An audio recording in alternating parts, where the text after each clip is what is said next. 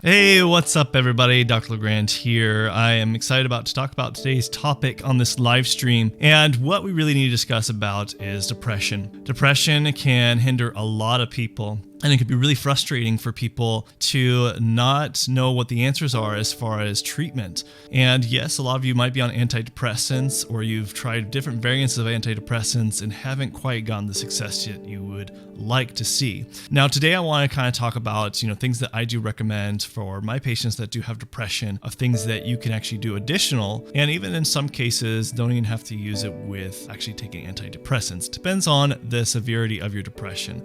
Now, there's different severities of depression, and there's not one level and doesn't fit for all. But I hope today I can actually give you guys some kind of information that can maybe help you that you can implement. Now, of course, with everything as a preface, before you try any of these kind of things, you do need to check with your doctor, because depression is very serious and something that you shouldn't be messing around with. Now, the first thing that I do recommend, as far as something that everybody can always implement, is trying to improve a good, well-balanced diet. Where I see a lot of my patients that have depression, whenever I look at their diet history and kind of see their consumption, it's very minuscule. It's a little bit of this, a little bit of this, and usually not a good balance of healthy proteins, healthy fats, healthy vegetables on each plate. Now, why is this so important? You got to understand that the brain needs food, and usually when there is hindrance is not just only the brain, but also in the rest of the body that could be contributing to the depression because it's not getting its nutrients. And we need to understand that the nutrients, and also looking at if there's underlying causes of why you might not be breaking down your foods that could be contributing to the depression. So that was the first thing I would recommend. The second thing is to try to look at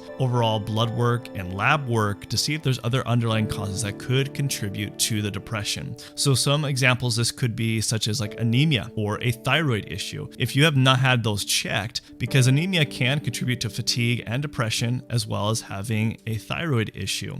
And if you have not had these checked, or even having other hormone imbalances such as estrogen, testosterone, progesterone levels being not the levels that we like to see in our patients, you have to make sure those are all checked, covering your ground, because sometimes that could be the contributing factor of the depression, where the depression is an outward symptom of what actually could be even more internal and actually the actual cause, versus that saying it's just only depression. So make sure you're covering all your bases. Make sure you're talking to your doctors to get thorough work. That's what we do here at Nature's Health Clinic, is to make sure to do thorough work to make sure there's other things that aren't missed when it comes to the depression. The third thing that I would recommend is that can be really helpful for some people who deal with depression is trying to actually volunteer at a homeless shelter. Some people that have misfortune less than you, that can, by serving others, can actually produce that high endorphins,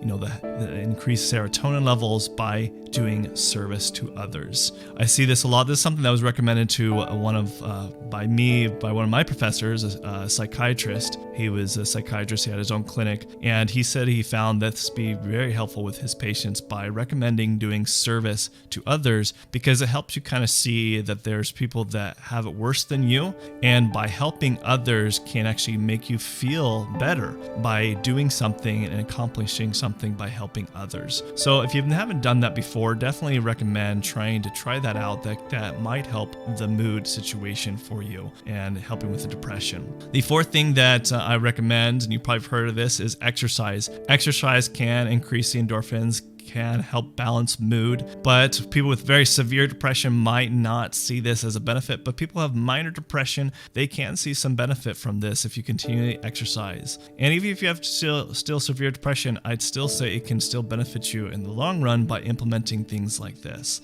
The other thing that I also recommend, as far as when it comes to depression, is certain things. People always ask me, what kind of supplements can I take other than, medications?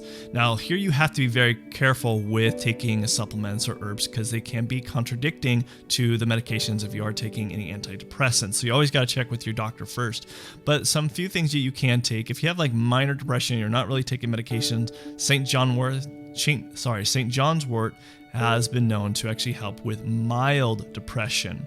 It has some properties that are kind of similar to the antidepressant. That's why you don't want to take it along with the antidepressant, but you also got to be careful with dosage. So you got to check with your doctor. Something that we do, we make sure we put people on the right dosage, make sure there's nothing interacting.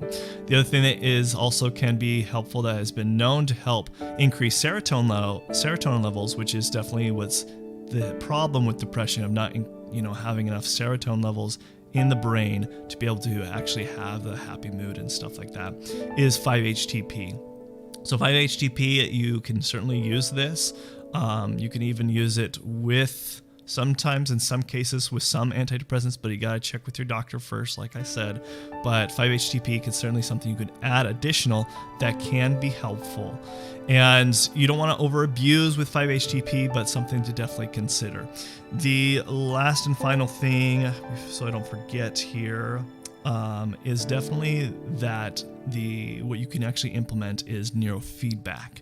Neurofeedback is something that we do here at Nature's Health Clinic, but basically what it is, if you've heard of biofeedback, it's hooking up yourself to a bunch of different sensors to check for heart rate, respiratory rate, and giving you feedback as way of your thinking, maybe doing breathing exercises, guided meditation. But what neurofeedback is basically biofeedback for the brain. And it reads the brainwave activity. So for depression, we can actually see the highs and lows. And what's very common with people with depression, and especially for people who have ADHD, can have depression, anxiety, and we can see the highs and lows in that and look at parts of the brain that need to be exercised. So it's pretty much exercise for the brain to help with improve mood, also improve with even anxiety and depression. So these are things that you can incorporate that I hope that can be beneficial for you. If you have any questions about depression or anything as far as anxiety, depression, go ahead and leave that in the comment section below. And if you have found this beneficial, share with somebody that you know that can actually find value with this video.